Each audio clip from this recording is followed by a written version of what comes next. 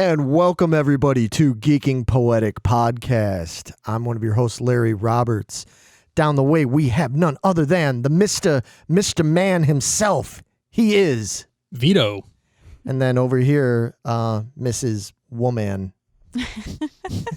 Mr. Man and Mrs. Woman. And I'm the kid. I don't know. You're something. Yeah, I'm something, all right. Anyway, we have none other than... I am Megan Guess. And we are here for... This is the third chapter of our big, massive, colossal top 20 favorite films of all time list.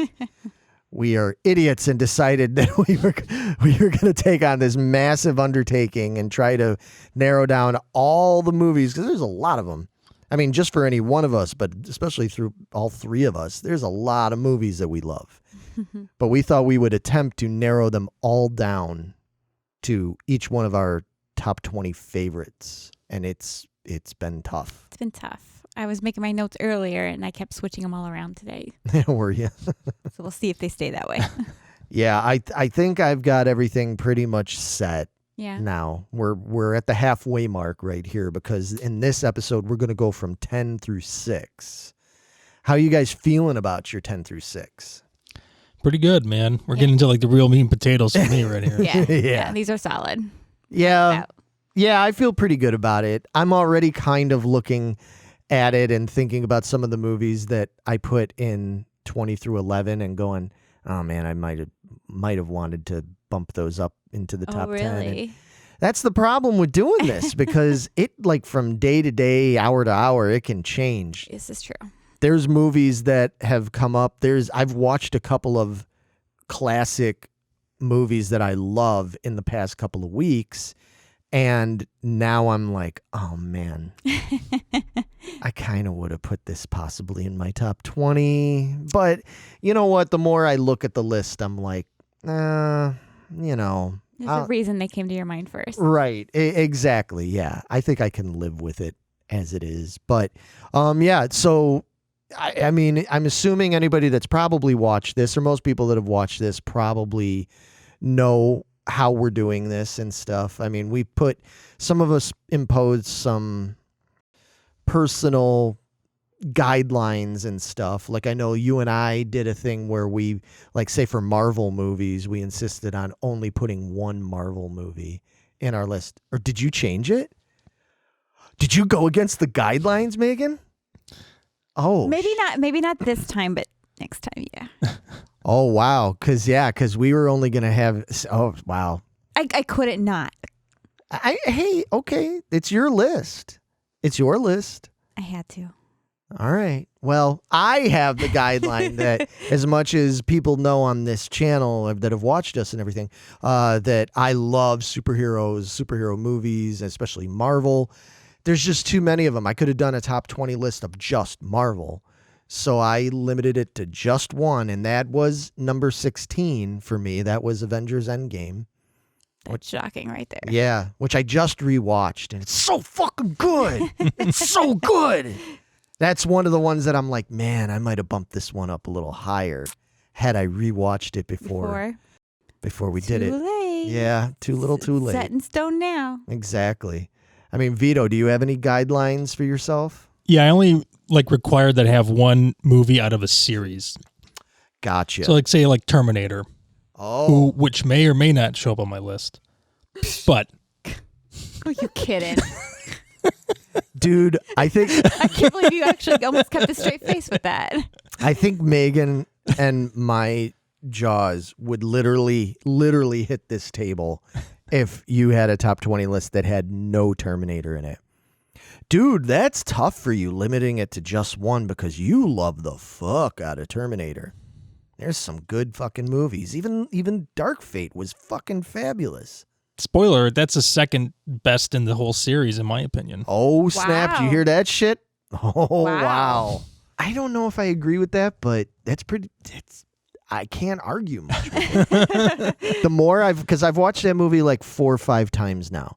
And every time I watch it, much like Star Trek Beyond, like I talked about in one of the last episodes, every time I watch it, I like it more. Mm-hmm. Like I enjoyed it when we went and saw it at the theater. Dark Fate is a really fucking good movie, and you people that didn't give it a fair shake are fucking stupid.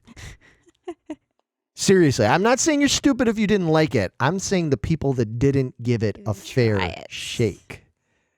You know who you are. Anyway, Megan, was there any other kind of guidelines that you gave yourself that you clearly just dismissed anyway? Yeah, maybe. I don't remember. We're now to the ones that are just, these are my all-time favorites. Yeah, that's kind of how all rules went out the window with these, so. All right, fair enough. I didn't have any trouble narrowing these parts down. Fair enough. Same with Vito. I basically did the same thing. I didn't allow, not just Marvel, but like I didn't allow myself from various franchises that you guys know I love so much. I only picked one. And you can imagine that gets real tough with certain things, like, you know, ones that happen in a galaxy far, far away. Yeah. Yeah, I picked one. Really? Yeah. But I'm not giving that away just yet. And you're going to have to see where it actually ranks. I have a feeling you guys are going to be real surprised with the way certain things fall in my top 10. Do you want to get into it now? Yeah, let's do it. I got to know now. All right. Well, here we go. So we're going to get a little funky with you because I like to do my little sound effect things with our Zoom PodTrack P8. And I'm going to introduce it as...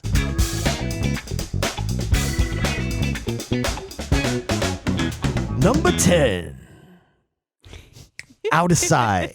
See, that was pretty Love Boat funky, wasn't it? That was pretty awesome. All right. As always, we always start with Vito and go around the table from there. Vito, what's your number 10, dude? It's a movie from 1989 called Back to the Future 2. Oh, boy. Of course it is. It's always the sequel. It's the best one in the series, man. You're out of your tree. You are out of your tree. Well, why don't you make like a tree and get out of here? All right. Wow. I set you up perfectly for that. I didn't even mean to. No, I mean there is no bad Back to the Future movie. They're all great. True. But that one would be my least of the three. Wow. Yeah. Yeah. I would even put, like, for me, it would be Back to the Future, then 3, then 2. For me, it's 2, 3, 1. Wow. Yeah. Wow. Okay, well, explain yourself. So, dude, I mean, this movie, you got to understand, I was, what was I, 7? Yeah. Or so? Maybe 8, I guess, when I saw it on video, and it was another, like, library rental that I would do all the time. So, I mean, imagine being, like, 8 years old, and there's this kid who has a DeLorean that can go to the future, like, into the future, not in the past in the 50s like the first one. That was my whole thing. That makes sense now. Okay, because I know you're not so crazy about, you don't give a shit about going to the past. Vito is all about the future. The future. The past is the past. You already lived it. Who gives a shit? Ooh. Into the future. Anyway, yeah. No, okay. That's all starting to make more sense now, knowing what I know about you. Yeah. So, okay. Hover cars. I mean, it's amazing. Pizza Hut pizzas that are ready in like 20 seconds. Hoverboards. Yeah, hoverboards. Those sneakers. The sneakers, yeah. All that, yeah. Yeah. That makes sense. The self-drying clothes. I mean, that was the stuff that Vito was hoping 2015 was going to hold for him. It didn't. And it did not even close. We're still not there. You know, we have social media. Yeah. Oh, great. Although I did wear my Back to the Future 2 shirt on, October 21st, 2015. Did you? Yeah. So, because you had to, man. I didn't have the Marty McFly hat though. Okay. But I got my nephew that hat at a convention like later that year or the next year, I forget. But he's got one of those. So cool. Yeah. And my nephew dressed up as Marty McFly one nice. Halloween. Loves it. Isn't it? And that's, man. Who would have thought? I mean, again, I went and saw the first Back to the Future movie at the theater when it came out. I remember that was a great summer. Who would have thought back then that series of movies, that trilogy, staying power would have such staying power? I mean, like, because it's very 80s. I mean, it is a very 80s series, even though it jumps all over time, goes back to the Old West, goes into the future, all that. Just the whole feel of it is so 80s, but kids love Back to the Future. Heck yeah. And it's just a testament to how well done it was. Mm-hmm. You know, Michael J. Fox, He's a classic dude. Fucking awesome actor. Love Michael J. Fox. Loved him on Family Ties. I can't argue with you. Like I said, it's not my favorite of the Future series, but going with Vito tastes plus the whole sequel man kind of thing, it totally have it any other way. it totally makes sense. At least Back to the Future made it into a list. Yes. Megan, Yes. what's your number 10? I have talked many times about this one. Okay. Try to get you guys to fucking watch it, Uh-oh. but you haven't yet. Oh boy. It is 1990s Quigley Down Under. I was going to guess that's what she was It's gonna the get. old Quigley Down Under movie. Yep, Mr. Tom Selleck himself playing Quigley. He's an American rifleman. He goes to Australia, so he's gonna take up the sharpshooter position. And you know who his boss is? Crocodile Dundee. Alan Rickman. Oh. Oh, wow. Yeah, plays a real good douchey asshole. Alan As he Rickman does. never plays a douchey I know, asshole. never, but he's really an asshole in this one. Yeah. So like Quigley and him like have it out and stuff like that, which then push comes to shove, and Quigley ends up in the middle of the outback, left for dead, and he's got this crazy woman with him. They also left her for dead because she's batshit crazy. They call her Crazy Cora. Okay. That's what they do down under, huh? They just throw out to the Badlands if you're... Yep, let the snakes and shit get them. So Kick the broad to the curb. yeah. Dingoes come and try to eat her baby and shit. You got yourself a crazy girl there. You kicked her to the curb. Good on you, mate. Right? Aborigines come and they rescue them and bring them back to life, and then they kind of find their way back to set Mr. Alan Rickman straight again. Yeah, it's just a great movie. I really adore this movie. I have no objection to watching it, and we've talked about that. We'll probably all watch it sometime if we do one of our things we've talked about doing, watching our videos, you know, our shared review kind of thing, like that old stuff. I think it's the name that gets me. It is a silly name. Quigley Down Under. It's like, I'm not saying it's not cheesy and silly, but it's Tom Selleck. who In a in and of cowboy hat. himself is pretty cheesy and silly. You hush. You hush now. My favorite thing is that as soon as you started talking, because I know you probably did you watch this back when you were still like living in Oklahoma? Yeah. As soon as you started talking about it, your Oklahoma accent just started coming out. It was like Megan just reverted to being like 12 years old again. That might happen a lot in this list. Fair enough. Yeah, I think that's going to be a thing with this list is I don't know how much there's going to be things that we just discovered in the last like 5 years. This is going to be all like the things that we've loved for years. Oh, yeah. Well, Megan's famous I might throw a wrinkle in there somewhere. Yeah, for throwing a curveball at us. So, all right. Yeah, we'll watch Quigley sometime, you I know, love it. especially if it's got Alan Rickman in it. Heck yeah. You know, I'm a big fan. Yeah. You know, He's really good in it. yeah, he was always As great. usual. Mm-hmm. You've got at I have least 3. two. You have 3 Alan Rickman movies Fuck on your yeah, list? I do. God damn. Die Hard, Robin Hood, and Quigley Down Under. No shit. That's And right. counting. Wow. Yeah, it might be more. There might be more. It could be more. All right. Well, my number 10. My number 10 is going as usual because all my movies are old. We're going back to 1932. It's a pretty Civil War. Now you listen here, buddy. You don't put down my motion pictures. These are my favorites. These are before they even had Technicolor or any of that kind of stuff. No, it's not that old. Okay. It's going back to 1 year before I was born. Goes back to 1972. Okay. And it's a little movie by Francis Ford Coppola known as The Godfather. Of course. The first one. Because, there's a lot of debate. I've seen a lot of people debating lately about, like, what's better, Godfather 1 or 2. No, nobody says 3. Trust me. Vito? You want to hear something? Oh, my God. I've never seen the Godfather movies. Oh. Dude. I might have seen parts of one of them before, but from the whole thing from beginning to end, never. Dude. I think I've only seen it like once. Yeah. Oh, my God. the two of you. You fucking kill me. Holy Christ. Okay. Dude, it's The Godfather. I mean, you're as Italian as it comes. Like, you don't get much more Italian than Vito Marchese over here, all right? And he's never seen The Godfather. Honestly, I'm the least Italian you'll probably ever meet in your entire life. Kind Like, of I love is. going to Olive Garden. I love eating at Pizza Hut and Little Caesars. I'm Okay, fair enough. All right. Yeah, that's true. I mean, all right. Well, look, one of these days, at least the first one, maybe if you get bored or you're homesick or something like that, you should try watching it. The first movie, I mean, you know, do I even have to really explain? It's a fucking masterpiece. It's based on a novel Mario Puzo wrote in 1969. Then he, along with Francis, wrote the screenplay and everything. So, I mean, holy cow, it introduced people to so many. I mean, not that these actors weren't around before, but in the big way, it introduced us to, you know, Al Pacino. It introduced us to James Caan, Robert Duvall. It has one of the most iconic performances of all time from Marlon Brando.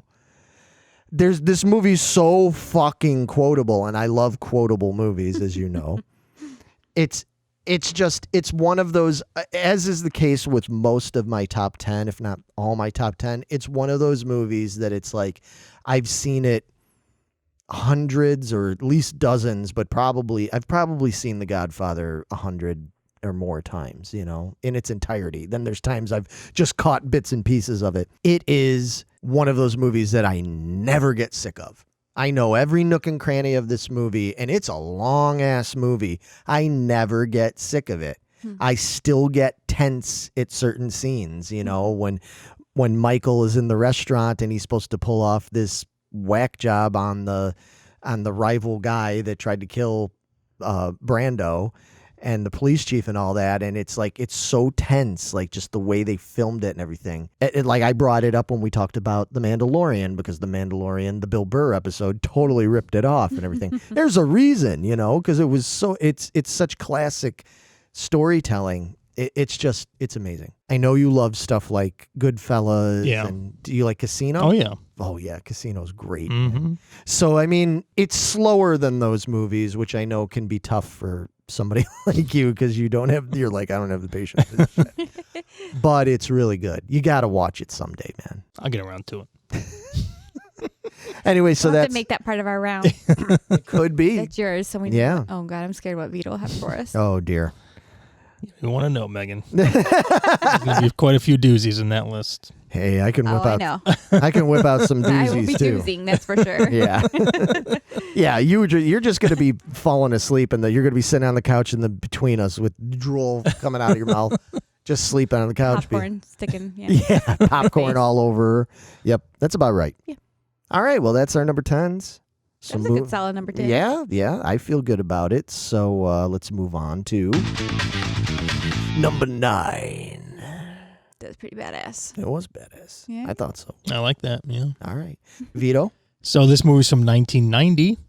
Okay. Little one called Total Recall. Nice. Fuck yeah. Nice. Gosh, I actually forgot about that. I mean, not forgot about the movie. We've talked about it and spoofed it and everything.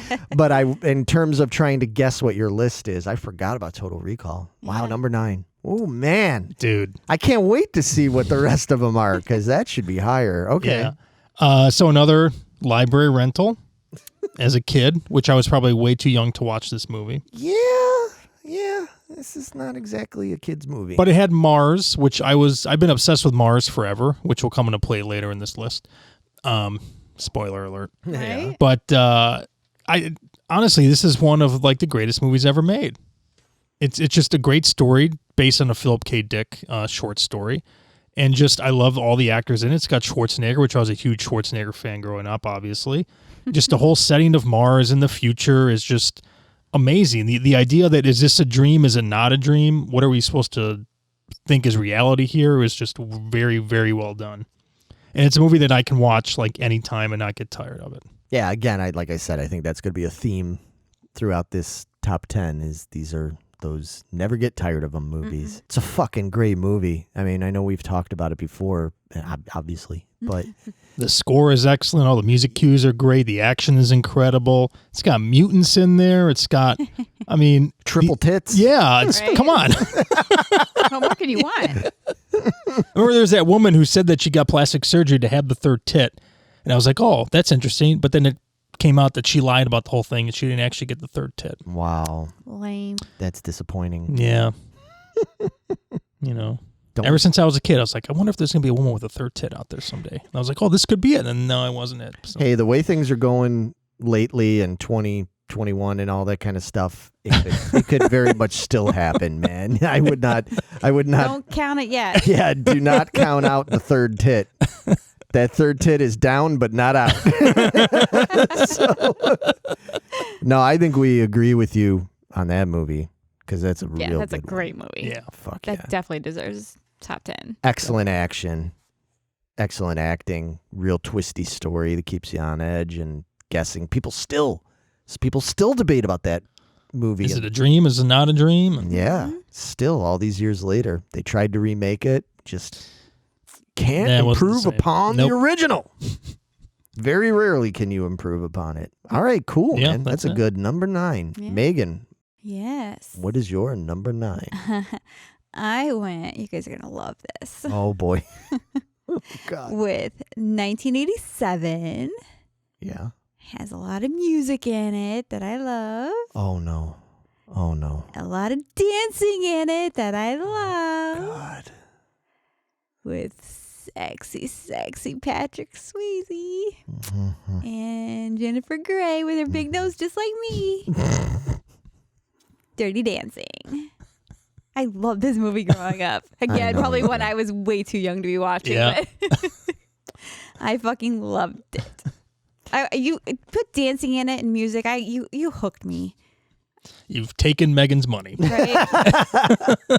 My ass sat down in front of that TV every day. I was like, Star Trek, Dirty Dancing, Grease. Good. Wow. Surprised you haven't written your Star Trek musical dancing fiesta yet. That takes That's a place in the secret. 50s. I can't believe you don't tell people that. Star Trek goes back to the crew of the Next Gen goes back to the 1950s and performs a musical. Yep. That should be your thing. That is your. Oh God. All vaudeville and shit. Yeah. Do not bring up. See, Doing it just like this. I can't stand Baby's sister in that. Yeah, she's pretty annoying. So annoying. Oh my God, dude. Oh my God. As soon as you get that, it's going to be in my head the rest of the fucking night, man. I'm so sorry. Of all things to take from that movie is that. No, look, here's the thing. Here's the weird thing about Dirty Dancing for me. As you guys know, I'm not averse to musicals. I love musicals. You do. I love 50s, 60s music. Mm-hmm. You know, I really like Jennifer Grey. Yeah. I really liked her in Red Dawn. I liked her in Ferris Bueller and all that. I thought she was cute. She was funny. I like Patrick Swayze. The dude was badass. Motherfucking Roadhouse. You know, the Swayze is awesome. But there was just something about this movie. I didn't like the way everybody acted. It was one of those movies where here's the plot of the movie. It's a bunch of people who just constantly have misunderstandings with one another because nobody ever listens to one another and they all kind of act like imperious assholes. So is life. Yeah. Well, I watch movies to get away from life, okay? I make a joke about it, but I have warmed up to Dirty Dancing in my older age. I could sit through it and watch it now and enjoy it. The dancing's amazing. Choreography in that movie's. And poor Swayze, I don't know if you knew this, but when he was dancing in that movie and doing all the, like, he had like some serious physical problems with like his, I think it was his knees. I think. Yeah. Him doing all those jumping off that stage and everything and the big number at Finale. the that was like super fucking painful for him. And they made him do it over and over and over. I mean, he was like literally like almost like in tears because he was like, I can't keep doing this. Because Swayze was like a trained dancer and everything. And the reason why he didn't do that anymore was because he had these physical problems. He could, he could tear your thorax out, Roadhouse style, but he couldn't jump off a stage 30 times because it really Land on his knees. Yeah, and land sliding across. Yeah, sucked, man. Of course, he was no Adrian Zmed in Grease 2, because man, he could jump and slide on his knees and sing all them songs. Not everybody's Grease 2, man. Grease 2 is the bomb. You can't. The fucking death stare I get from her anytime I bring up my love for Grease 2. Look, that is my sequel. All right, it's my sequel. Gross. All I have to say. Well, you'll be happy to know Grease 2 is not my number 9 pick, nor is it actually on this list. Oh, thank God. Okay. It should be, but No, I it's not. took mercy on all y'all. Speaking of my number 9, it is a movie that you guys have heard me talk about in great detail, so I won't go on too long about it. It's a little movie. It came out in 1978, starring Christopher Reeve Oh. and Margot Kidder. It is a Uh-huh. movie called Superman the Movie. Don't even start with your fucking Superman You shit. just shut it over there, Vito. Vito is not a Superman fan. It's not that I'm not a Superman fan. I think he's cool. It's just, I don't know. He's just too goody two shoes for me, I guess. Yeah. He's a good guy. I know, but he's just, I guess just the time that he came out. I guess that was like the thing. I don't know. Well, but see, that's kind of that's part of what I love about Christopher Reeve's Superman, because I feel like he plays it very honestly. Like, he is like very goody, but he's got, some depth there. And especially in this, like, I love the way, in fact, it's one of my, I won't go on and on about this movie. We've talked about it. Look up our Superman episode if you want to hear about it. But I've said it before, I'll say it again. The scene at the end when all hell is breaking loose and he's got to make these really tough decisions and he can't save everybody. He has to decide whether he's going to stop the bomb from blowing up the East Coast that's aimed at Hackensack, New Jersey, or save the people over on the West Coast. Well, specifically Lois. Well, and that's the great irony of it, is that he does manage to basically save everybody more or less. But then the one person, the one person he couldn't stop and save was Lois. And she actually fucking dies. Spoiler alert, if you don't know this. She actually dies. And that whole scene, like, they just goes, he's such a good fucking actor. Like, the way he plays that whole scene, they cut out all the music. There's no music.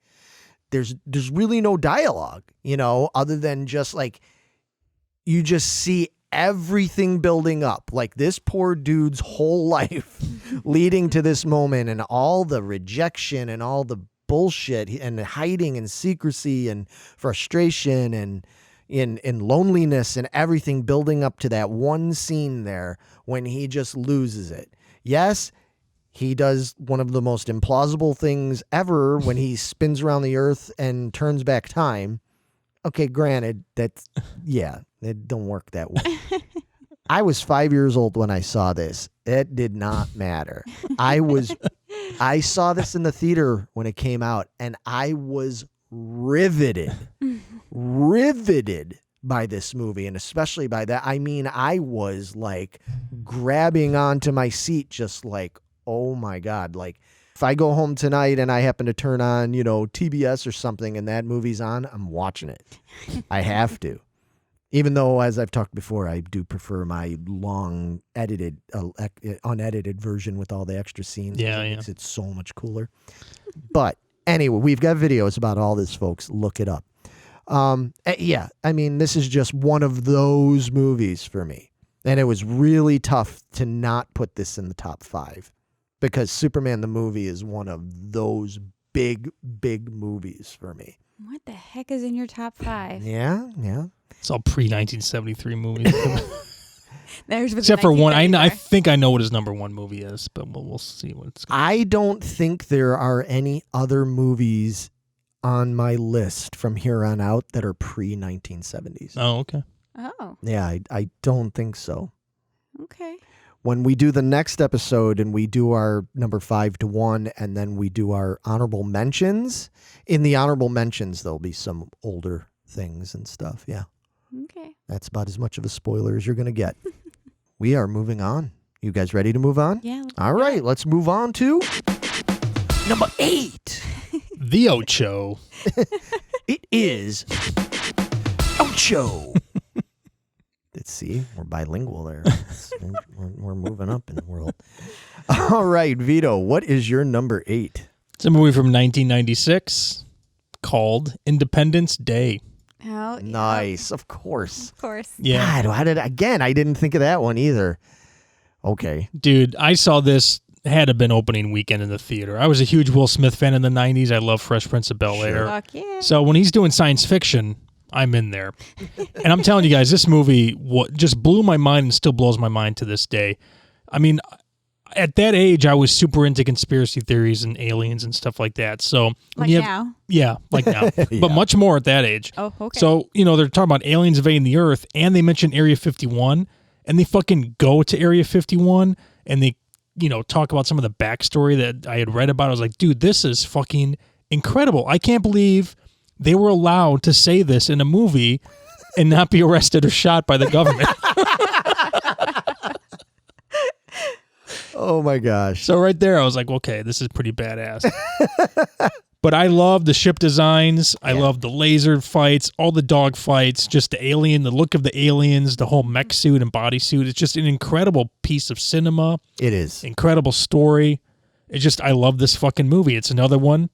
No matter when it's on, I got to sit down and watch it. Every Independence Day, I got to watch it. Yeah. It's just one of those things, It is a great movie. Yeah, we did a whole thing on that one too. We did. Yeah.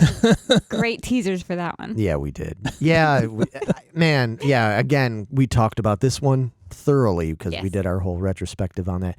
Man, just what a great piece of cinema. Like, to me, this is one of those movies, even now, like, okay, like we haven't really been able to much go to the movies anymore because of fucking, 2020 and all that struck. And this is one of those things where it's like, if somebody told me, hey, the theaters are opening up back up, everything's opening up, and we're going to show Independence Day on the big screen, I'd be like, oh my God, that's perfect, because it is just one of those cinematic masterpieces that's so fun to see on the big screen. It's got humor, it's got action, it's got drama, cool soundtrack, even the effects still look good. Oh, yeah.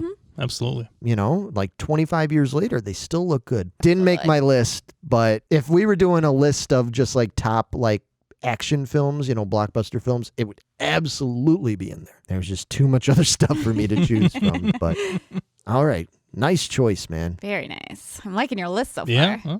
Yeah. Don't blow it. I don't think I will. Okay. I think the rest of them are pretty damn good. Yeah. Meanwhile, this one over here, you've thrown what? Quigley Down Under and Dirty Dancing. Yeah, I'm not doing very good for you guys, am I? It could be worse. Ah, screw it. Yeah, it's all right. It's your list. It's my list. I do what I want. Yeah. All right. I'm about to do it again. Oh boy, what's your number 8? So this time I'm going with a really funny movie that I love from 2013. Okay. It's a cartoon. It's my only cartoon in the list. Okay. It's called The Croods. Okay. Oh, okay. Wow, I love this movie. that's a curveball. I wasn't expecting that. Fucking Nicolas Cage and Emma Stone and Ryan Reynolds. Yeah, it's great cast. I love this movie. I will sit and watch it over and over and over again. It's about the caveman family, right? Yep, the caveman family. They're just trying to survive day-to-day life, dodge the mosquitoes and malaria and other dinosaurs eating them and crazy shit. So there's dinosaurs and humans coexisting in this movie, huh? It's I guess not really dinosaurs. Yeah, but well, more they're more like, I guess you could say like prehistoric mammoths type and creatures. stuff. They may Yeah. not. It's not really like T-Rexes, but gotcha. it's still like things we don't have anymore, like saber-toothed lion creature things Yeah, that they're not real things. Some of it. There is very little about that movie that has any bearing on reality. So it's The not whole supposed premise is not very. Yeah, No? no. Yeah. Like the whole world ends in a day. Like Yeah, it exactly. didn't come apart in a day, I but see. Yeah. the movie needed to move along a little faster, so world I ends in a gotcha. day. Now, is this your only animated movie? I believe it is. Okay. So do you like then you like the Croods better than Ice Age? Yes. Oh, yes. Really? Because I thought you really liked Ice Age. I do. But I fucking love this movie. So you like the Croods better than you like Tangled? Because I know you love Tangled. I do love, yeah. So That's- Tangled didn't make your list? That's probably going to be an honorable mention. Wow. I know. It was really rough. But that was my I wanted to do one. I was trying to stick to it at this point a little bit. And I chose one cartoon and I had to choose the Croods. This movie I adore. It's so funny. It's my kind of humor all the way through.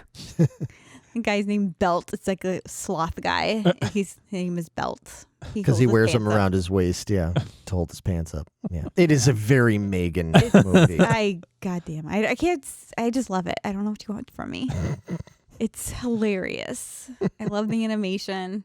I love the characters. They crack me the fuck up. A little girl finding her love, her true love, and she falls in love, and she's in love. Did they tell you she's in love? Couple times, yeah. Oh, Yeah. okay. Yeah, I don't know. I just think it's a fun story. Hilarious. Okay. All right. All right. I love it. I gathered that. I really love it. Oh, boy. Well, and then going back to my theme of bringing up movies that you guys have either never heard of or probably never seen, Oh, no. but a movie that I feel does not get anywhere near enough credit or attention that it deserves. My number 8 is a movie from 1985. It was directed by Barry Levinson. It was written by Chris Columbus, and it was produced Was by... that off the Mayflower? You just... It's produced by Steven Spielberg, and it's based around characters created by Sir Arthur Conan Doyle. It is a movie called Young Sherlock Holmes. Oh, okay.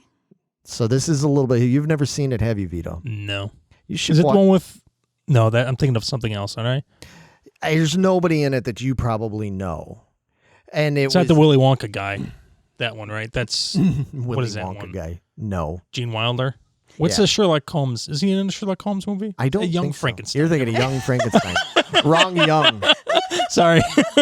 That's completely wrong. Frankenstein, Sherlock Holmes. They're both old. Sounded good. Based on books. Yeah. They're the same thing, right? Same thing. No, yeah, wrong thing. No. This was You see my list. You know what type of movies I watch. Those obviously are... Well, I think That's an amazing movie. I think this movie, Young Frankenstein is a great movie. That could have potentially made my list too. Young Sherlock Holmes is the kind of movie that you would possibly enjoy. It's one of those movies that, for whatever reason, I think it just came out at the wrong time. This was not the kind of movie that I think most young people were looking for. Well, it doesn't have to just be young people, anybody. It wasn't the kind of thing that most people were looking for in 1985. In 85, it was all, we had these things like Cocoon and Back to the Future. Fucking Cocoon. God damn it. Oh, no. Uh-oh. Son of a bitch. Yeah, you forget. See how hard this is? And just, more futuristic movies and all that. And then here's this movie about Sherlock Holmes, which nowadays Sherlock Holmes is super fucking cool again. Yeah, it's a big deal. Yeah, but in 85 it wasn't. And this was taking creative license with the whole story because there'd never been any stories about Holmes and Watson and them from when they were younger. So they took total creative license, made it that they meet each other in like boarding school and stuff when they're teens. And I think it's first of all, I'm a big Sherlock Holmes fan. Is this the one where they're flying off the roof and stuff? Yes. Oh, okay. Okay. I think I've seen it once. Okay. Yeah. This is, they make the one guy, the professor guy at the school, the wacky guy makes a makeshift kind of like little plane thing with these flapping wings and stuff. And He was supposed to be a big influence on young Sherlock and a lot of his elementary way of thinking and stuff. Anyway, the point of the matter is it's a really good movie. It's a great story. If you like Sherlock Holmes stories and stuff, it's extremely entertaining. It had some of the first CG graphics in there. There's a scene where a stained glass window character actually jumps out and comes to life, quote unquote. Guy's actually hallucinating, thinking it comes to life, but it didn't really happen. Anyway, point is, it was the first time they did CG like that in a movie. Like, this was like a big deal. This movie did not do very well. Everybody just kind of went, eh. But I went and saw it at the theater with my mom back in, I guess that would have been like December of '85 on just a random snowy day. And I liked Sherlock Holmes books. I was already reading them. And my mom was really into it. So she was like, oh, let's check out this movie, because there hadn't been any Sherlock Holmes stuff in years, you know. She liked it okay. She thought it was a decent movie. I loved it. I became infatuated with that movie. I couldn't wait until it came out months later on VHS, Betamax, whatever. I went out and I bought the novelization of it because, again, I liked reading Sherlock Holmes books. And I loved the soundtrack. I think the soundtrack is awesome. It's one of my favorite soundtracks and stuff. I think I forgot to even mention this one when we did our soundtrack. Did. Damn. See, this is tough. I love those period piece kind of things. You show me things that happen in England back in like late 19th century or early 20th century or 18th century, especially if it's done well, man, I fucking love that stuff. Victorian era stuff and everything. It was a great young cast, most of whom really didn't go on to do a whole lot of anything. So, which is a shame because I thought it was cast very well. And I will end on this note. I feel like when you watch the BBC Sherlock series with Benedict Cumberbatch and stuff, I feel like they looked at young Sherlock Holmes, certain things about how they cast Sherlock in that series, just different little things that they go on in there that I'm like, I feel like this was an influence a little bit. Yeah, they molded that one over. A little bit. I think they took a little bit of it and put it in there. So that was another thing that just made me love. Same thing with the Sherlock Holmes movie with Robert Downey Jr. There's certain things right off the bat. The Sherlock Holmes Downey one starts with this whole thing with this cult, and they're trying to sacrifice this girl and all this kind of stuff, and he foils it. That happens in young Sherlock Holmes. I was like, wait a minute. Like, is this like a little homage, you know? Because I know there are people that are very big into this movie. It has a cult following. Now, I know you love Robert Downey Jr. Sherlock. Is this your only Sherlock? On this list, yeah. Wow. I know. And, again, spoilers, I very easily, if there would have been room, could have put the Robert Downey Jr. 2009 movie Sherlock Holmes. Have you ever seen that? Oh, my fucking God. That movie is great. That's what I hear. It's great, man. Even if you're not into the older stuff like that, the way that movie is done, I made a promise to myself I wasn't doing any ties, because I like to do ties when we do all these lists. I made myself a promise, but if I was going to do a tie, I would tie the 2009 Sherlock Holmes with this one. I would put them together. That's how fucking good that movie is. That is possibly Robert Downey Jr.'s greatest role. Really? Maybe even better than Tony Stark. Wow. Yeah. I'm saying it. Like, so that movie's so fucking good, Vito. You gotta watch it.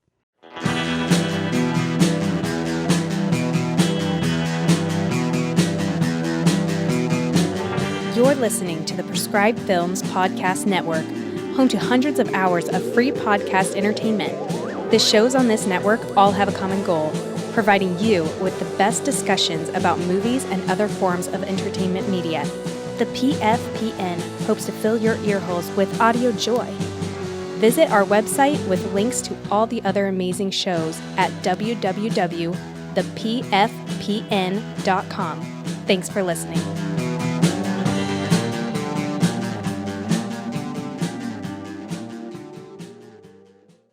So moving on now for number 7.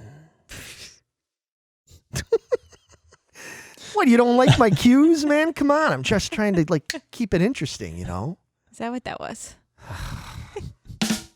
That's what I got to say to you, you know? All right, Vito, just shut her up and tell us your number 7. Well, my number 7 is from 1997. Okay. Little movie called Starship Troopers. Oh, yeah. Oh, That makes sense, too. Yeah. Yep. That is, now we're getting into the real cream of the crop when it comes to Vito movies. Yep. So what can I say? Giant bug aliens that are trying to wipe out the human race, and we've got to mobilize and take the fight to them with gigantic starships and troopers that go on starships, hence Starship Troopers. Oh. Yes. Based off the Robert Heinlein book, Starship Troopers, from, I believe, the 50s, if I'm not Something like mistaken. that, yeah, yeah. which I have never read.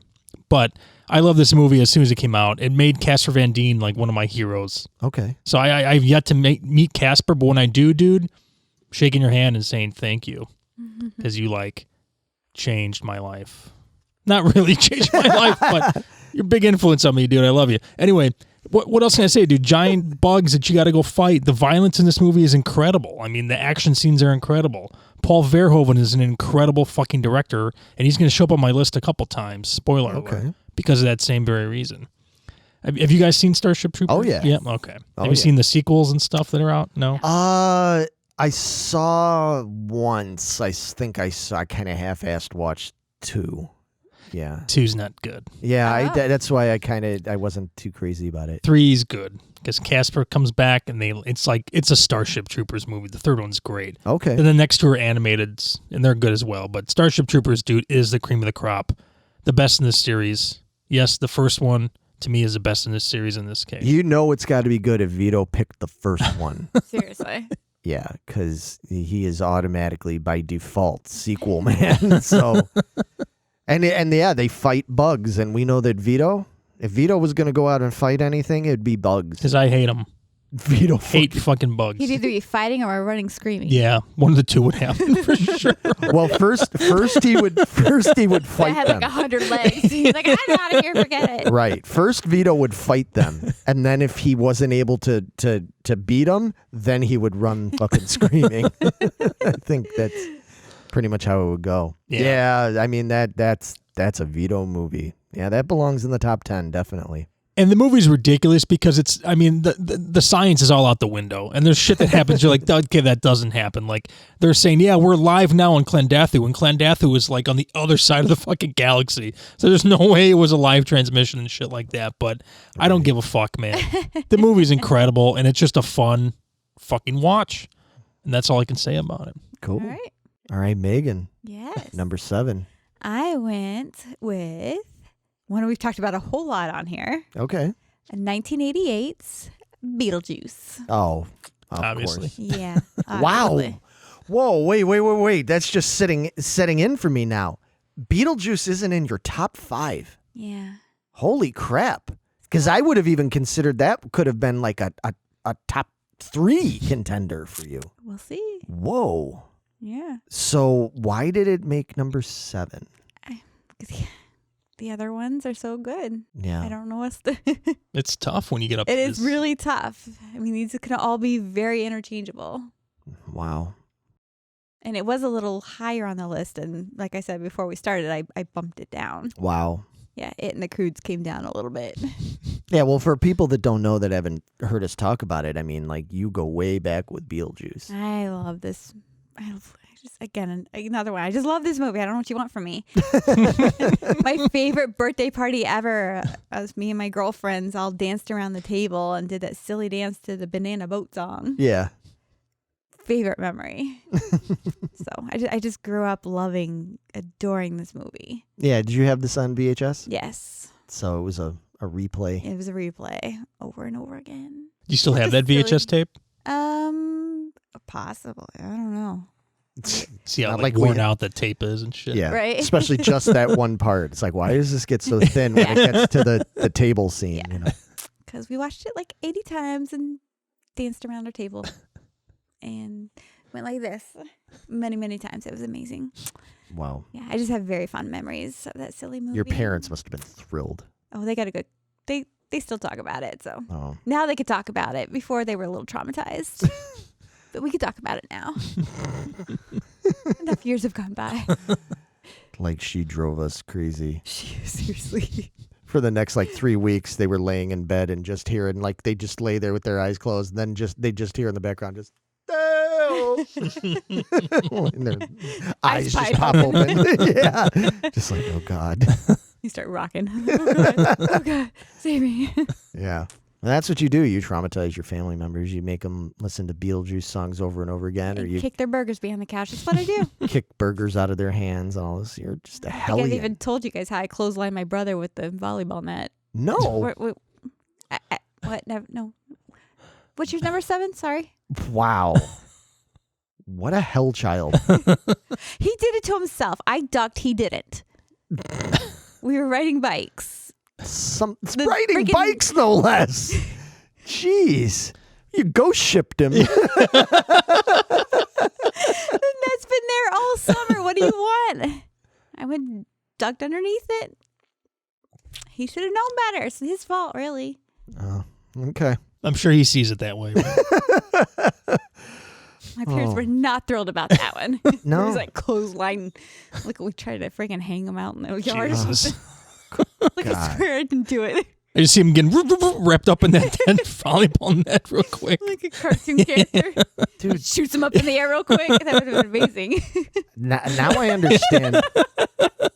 I understand why your brother joined the military. It was twofold. A, so he could defend himself, and to get away from you. Holy cow, man. Brutal. Anyway, all right, well, moving on. Speaking of brutal, actually, my number 7 is a bit of a brutal movie, actually. Not a horror movie by any means, but boy, this had some graphic violence for its time in it. It was a 1981 epic medieval fantasy movie by John Boorman, known as Excalibur. Okay. This fucking movie is so goddamn good, man. Oh my God. So this is one of those movies that I saw, like some of the other ones you guys have mentioned, probably way too young, because I saw this when it was new. I was only like 8 years old or something like that. I didn't really know too much about the whole Arthurian legend of King Arthur and all that kind of stuff. This isn't the most exact take on it. You know, this is actually based more on a 15th century novel, romance novel called, hang on, I'm going to read this. La Morte di Arthur is what it's called. So it's a very specific twist on it and everything. Some people don't like this movie because of that. I think it's brilliant. It's one of those ones that I have seen so many times in my life that I can quote it exactly. I can act this entire movie out. I know every cadence of how the lines are said, the speed of which I know every musical cue of this movie. I'm ridiculous with this freaking movie. People can't watch this. I was just movie going to say, we know not to watch this with him. No, me and my buddy Nick. Oh, God. Because we will just quote this movie back and forth at each other and everything. It's really good. It's like I said, it's really brutal. I mean, they show like, you know, knights cutting other knights' limbs off and stuff. And I mean, it's graphic. Like they show it getting cut off and all the blood and bone and all this stuff. It's the soundtrack for this movie in particular, because it's predominantly Wagner that they use a lot of it. And that is another one of those ones that at an early age really got me into classical music, because I mean, it's Wagner. It's so dark and heavy and catchy. You know, it's memorable. Love it. Yeah, this one, and like I mentioned Amadeus before, those two are like the big period piece type movies for me that I really love, especially because of the soundtrack. It's a fabulous movie, and you've never seen it, right? Mm-mm. I've been trying to get you to see it for years now. It's so good. but you should probably not watch it with me because I was gonna say. I'll drive you crazy. Or we can watch it one time when we're traveling somewhere, like on the plane, because you can't talk. You'll have your earbuds in and the plane's so loud and everything. You can't hear 'em anymore. You won't be able to hear me. You'll just be looking over and watching me mouth the fucking movie. So they're acting everything out. Yeah, exactly. Uta. Merlin! Uta. I'm the strongest. I am the one. Dude, love this fucking movie so much. It has one of the greatest, most epic endings.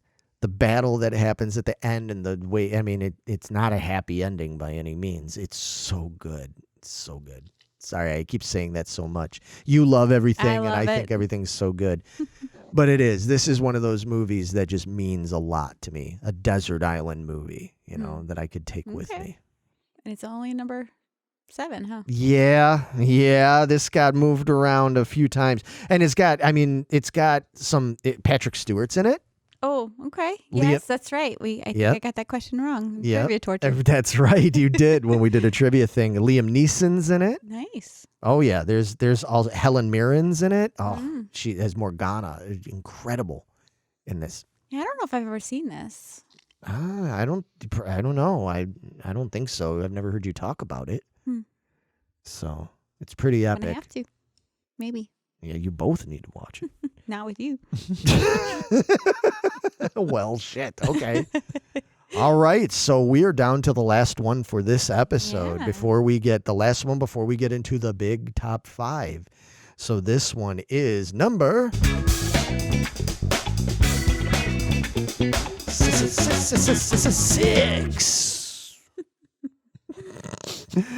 I know I'm a cornball. What can I tell you? But hey, when we're getting this high into the list, man, this is it's a big deal. Vito, you're number 6, man. It's a movie from 1989 called Batman. Oh wow! Nice. I'm loving your list. Thank you. Nice. Okay. This was, you can guess it, a library rental. No. Yeah. Dude, when I was a kid, I wore the shit out of these tapes from the library. I mean, this movie, like, it's to me, it's the best portrayal of Batman that there has been on screen ever. I can't argue. I agree. Michael Keaton is fucking Batman. The Batmobile in this movie is the Batmobile. Yeah. The Batwing in this movie is the Batwing. Totally agree. The Joker in this movie is the Joker. I agree. Wait. No, what you mean it's not the Joker from The Dark Knight? No. I'm sorry, guys. I'm fucking 100% with you, Vito. Fuck all y'all. Chew on that shit. You know where I got these scars from? I don't fucking care. Are you Jack Nicholson? No. Jack Nicholson is the fucking Joker. Man. Fuck yeah. Cesar Romero comes second. Yeah, I like Cesar Romero a lot. Yeah. But the soundtrack is one of those soundtracks when I was a kid, I was like, what is so special about this that I just feel so good when I listen to this? Yep. And I figured out, it's a guy named Danny Elfman because everything he does is fucking brilliant and I love it. This started my Danny Elfman obsession, man. Funny, though, you didn't get the Danny Elfman question right, though, in the trivia torture. I didn't know anything about him personally. I just loved his music choices. Well, that was still, You need to listen to more Oingo Boingo, Vito. Yeah, I guess so. But probably not. No, you won't, probably. Yeah, I mean, I don't know what else to say about this movie. You guys know about this movie. All of America and everybody knows about this movie, obviously, because it's one of the greatest movies ever made. Yeah. And to me, it's just the definitive Batman movie, and you cannot get better than this. And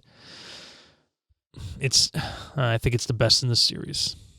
Yeah. Even though I love agree. Batman Returns a lot. Yeah. This has to be the best one, I think. Absolutely. Yeah. Agree 1,000%. It's one of the best superhero movies ever made. Oh, yeah. Hands down. Yeah, well, that's like how I feel about Superman, the movie and stuff. It's just like, Christopher Reeve, to me. I mean, there have been other great portrayals of Superman. I thought Henry Cavill overall did a real good job in it and stuff. But Christopher Reeve is Superman. He's fucking Superman, man. Like, that's, I'm a big Chris Reeve fan, and he's going to appear again in this list in another movie. Oh, yeah. I think I know what that movie is. Mm-hmm. Yeah, I've talked about it before. But, dude, yeah, Batman, that's another one of those movies that I don't get sick of, If it's on, it's like, ooh, Batman's on. Got to watch it. It's just visually so stunning, man. I've never seen a film that has done that to me before. Where I see it, I was like in awe of what I was seeing. It was just larger than life and something that I don't know. It's just a mixture of like the Roaring '20s with this weird futuristic comic book looking Right. thing, and it's like it works so And then well. kind of modern too. Yeah, Right. and that's the genius of Tim Burton, man. It's just he's got that look. He's one of those directors, maybe only 3 directors I know of, that when I see that movie, I know it's a Tim Burton movie without even having to see anything. I just, with his name on it, I just know that's Tim Burton. You could see one scene and hear the music and look at the way the scene is shot and staged, and you're like, oh, it's Tim Burton. Mm-hmm. Yeah, that's very rare. Yeah. It's very rare. And not only that it's that, but it's so good, you know. Well, again, we've talked about Tim Burton plenty. Yes, we have. So, all right. That's a real good one, man. Good number 6. Mhm. What is your 6? Mine is from 1986. Okay. It is David Bowie and Jennifer Connelly in Labyrinth. Whoa. Okay. I know. Whoa. I know. Whoa. Now, Beetlejuice was bad enough. You're telling me right now that Labyrinth isn't in your top 5. I know. It's so hard. What the hell is in your top 5? Because, I mean, I just associate you with Labyrinth. I would have possibly put money on that maybe being your number 1 film. Holy shit. Yeah. Wow. I adore all these movies, and you guys know how much I love Labyrinth. This is so Yeah. incredibly hard. I mean, all these are all my go-tos. Yeah. This whole top 10 list. If these are on, I'm watching them Yeah. over and over. Yeah. How many times do you think you've watched Labyrinth? I don't even know. Ridiculous amount. Hundreds?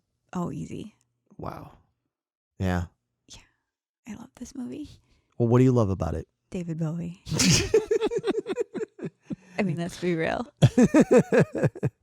Yeah, but you love more than just David Bowie. David Bowie singing. Yeah. I know you're a big fan of the soundtrack. I do. I love that soundtrack. Got you the soundtrack for Christmas this year. Yep. I'll just put it on and listen to it when I'm in the car or when I'm at work or when I'm at home. I don't You got care. the record now. Yep. I listen to it nonstop. It's ridiculous. I know it inside and out. You like the Muppet characters? I love the Muppet. I love Ludo. I love Didymus and Hoggle. I love him. I love the worm. That worm. I love the old bag lady, the trash lady. I sound really bad in this episode. I want to get rid of my little brother too. Jeez. Wow. So the reason that she loved Labyrinth is because it was about a teenage girl who couldn't wait to get rid of her little brother and wished him away, and goblins came and took him away. And Right now. And yeah, and this is why you loved it, because you just wanted to get rid of your brother. You know, if he's listening to this, he's going to be like, son of a bitch. Apparently, when I was little, we were outside playing. I came inside and I demanded my mother take him back. I wanted a refund. Because he wouldn't shut up. He was crying. How much younger is he than you? 2 years. Oh, okay. Yeah. It's not that bad. I know. It was bad enough. Dude. He wasn't that bad. Bad enough that you told your mom to take him back. What can I say? Wow. So this movie spoke to me on a special level. Yeah. And again, it's going through this maze and it's adventure and all these crazy hands grabbing her and doors that lie to you or tell the truth and the bog of stench. I mean, it's just amazing. You like fantasy. This whole fantasy. Yeah. I don't think I'm that big on fantasy movies, but this one hooked me. No, I don't think you've had too much fantasy stuff in this list, have you? Not really. But this is the one nobody could top. This is the one. Nobody could top David Bowie. God, he was so sexy growing up. Wow. A lot of women agree with you on that one, you know? It's funny. I think it was just the pants. Oh, yeah. The whole outfit, the pants, the hair, the 2 different eye colors. Yeah. His attitude. I don't know. I just adored him in this movie. You know the 2 different. I didn't even know who he was. Well, when you I saw were this so movie, young. I had no idea who David Bowie was. You know the 2 different eye color thing is that's because of a fight he got into when he was a kid. Yeah. Yeah, it wasn't. Oh, he really that has way. two different. Yeah, colors. yeah. Oh, I thought you were talking about like a contact you wore for the movie or character or No, something. yeah, he has two different like eyes. Like they look different, and it's because he got into a fight with his best friend actually, over a girl or something like that, and his friend bopped him one in the head, and actually had to send him went to the hospital and stuff. Felt bad afterwards, but yeah, his one eye is like was messed up, because of that. Yeah. Apparently, girls like Megan were like, that turns me on. I was okay with it. Chicks dig scars and fucked up eyeballs, I guess. Apparently. Right? And big dicks and tight pants or whatever. Oh my God, go one. It's a trifecta right there. Right? Oh, boy. Perfection. All right, let's wrap this up here. So, my number 6 is, I guess, fittingly, it's a music-related one. Okay. It's more of a comedy kind of music thing. It's a movie from 1979, directed by Alan Arkish, and it is called Rock and Roll High School. Mm-hmm. This movie, I know I talked about it a little bit before, I think when we were doing soundtracks and stuff. This movie kind of is a big, not kind of, it is a big part of who I am today, because I saw this movie and I saw it when it came out, basically. I saw it when it first turned up on pay television, so it was probably like around the end of 1980. So I was only like 7, going on 8 years old. I'd never heard of the Ramones before, discovered them in this movie for the first time, and instantly was like, this band is fucking great. I mean, Ramones music, it's short, simple 3-4 chord stuff, and all their songs are just silly, Beat on the Brat and Teenage Lobotomy. It was all stuff that as a 8-year-old kid I was like, yeah, all right, I can get this. Like, this is simple, like good, and the guitars were just so chainsawed down picking. Everything's down picking, fast down picking stuff. Loved the band. The movie was funny. I mean, some just like a lot of other things, it was over my head. But the thing about it was, this was the first time I saw the whole thing of like a real rock band, because I was always into Kiss and all that stuff, and Kiss Meets the Phantom, but that was all fantasy, that was all superhero-y type stuff.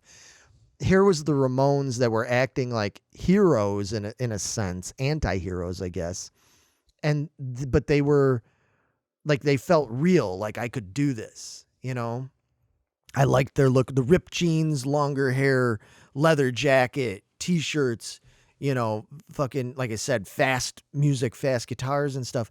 And then here's Riff Randall, the main character, who I had this big crush on as a fucking 8-year-old, was like, oh my God, that girl's amazing and everything.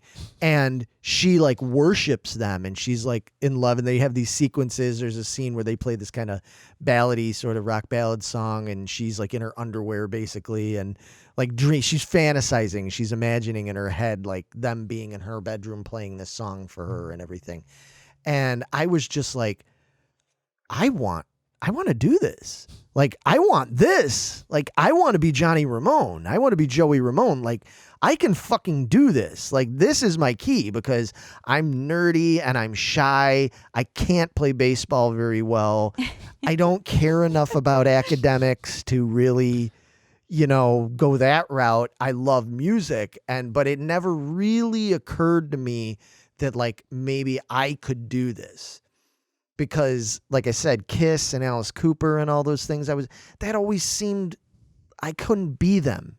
Like I never imagined I could be Batman or I could be Superman. I could worship them. I couldn't be them. That was the same thing with Kiss and Alice and stuff. But then like the Ramones, I was like, I could do this. Mm-hmm. And just like I said, getting to see the whole experience of like these teens, and then it had the big scene in there where they all go to the concert. And, I'd never been to a concert on my own before. I'd been to some concerts with my family.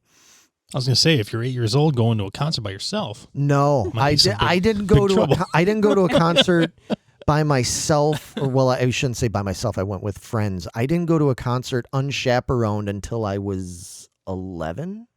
Oh, well. 11 or 12, something like that. Yeah, my mom would drive me and drop me off. She'd sit outside the venue. And yeah, I think like I don't remember if this was the first one, but like one of the first ones was when she took me to see Wasp. Of all things, I went and saw fucking Wasp, man. With the torture rack and throwing in all that shit. It was fucking great. And you know who opened for him? Metallica. Wow. Ride the fucking lightning. Nice. Yup. Yeah, I went there. Me and my one buddy from school, we went, or two buddies, we went to that. Yeah, I went and saw Wasp, and then shortly thereafter, I was getting taken to go see Kiss, and man, all sorts of concerts. Yeah, I got to see a lot of stuff. Saw Alice Cooper and Megadeth. Oh man, early days, 84, 85, 86. Yep.